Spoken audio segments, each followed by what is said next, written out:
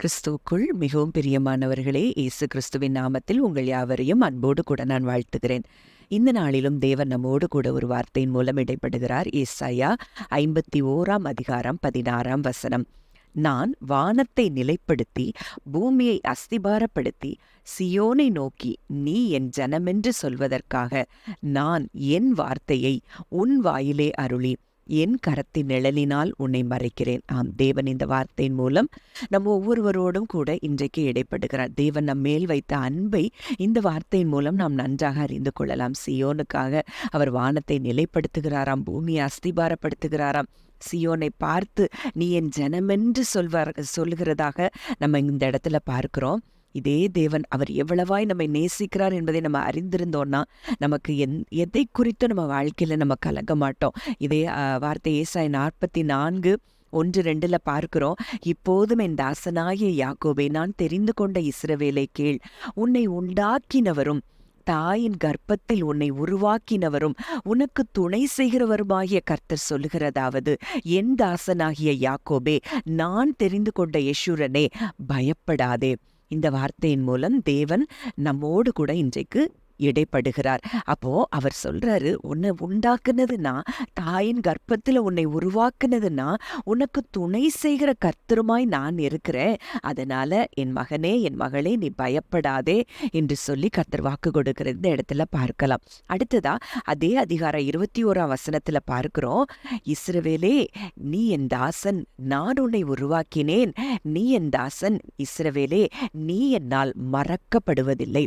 அப்போ ஆண்டவர் ஒரு வாக்கு கொடுக்குறார். இன்றைக்கு நம்ம பிள்ளைங்களுக்கு ஏதோ ஒரு வாக்கு கொடுத்துட்டோம்னா அதை எப்படியாவது நிறைவேற்றணும்னு சொல்லி எவ்வளவோ முயற்சி எடுக்கிறோம். ஆனால் நம்ம பரம தகப்பன், எதையும் செய்யும் வல்லமை மிக்க, ஆற்றல் மிக்க ஒரு தகப்பன் நமக்கு இருக்கிறார். தன்னுடைய நேச குமாரனையே நமக்காக கொடுத்திருப்பார் என்றால் அவருடைய வாக்கு தத்தங்களுக்கு எவ்வளவு உண்மையுள்ளவராய் இருப்பார். இன்றைக்கு அவர் நமக்கு ஒரு வாக்கு பண்ணுகிறார், என் வார்த்தையை உன் வாயிலே அருளி.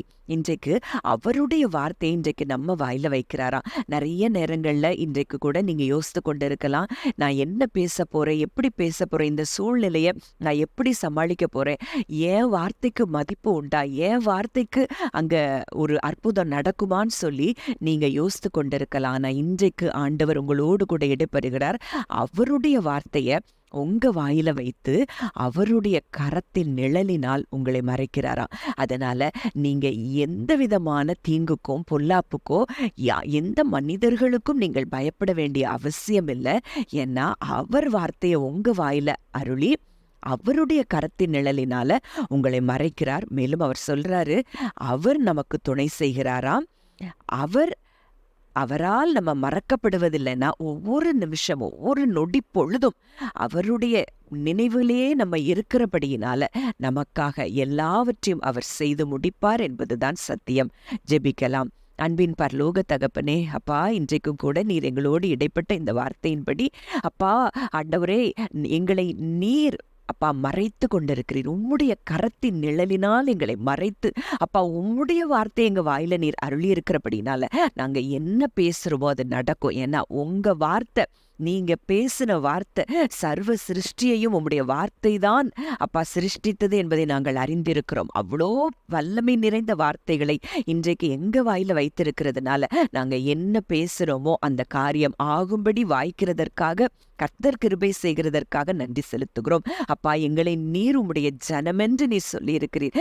ஆண்டவரே, உம்முடைய சொந்த ஜனமாக, சொந்த பிள்ளைகளாக இன்றைக்கு நாங்கள் இருக்கிறபடியினால நாங்கள் ஒன்றுக்கும் கலங்க தேவையில்லை. நீங்க சொன்னீங்க, பைஷூரனே பயப்படாதே என்று சொன்னீங்கப்பா.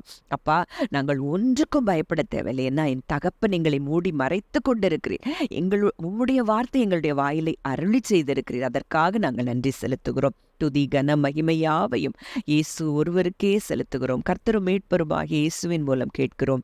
ஜீவனுள்ள நல்ல பிதாவே, ஆமேன்.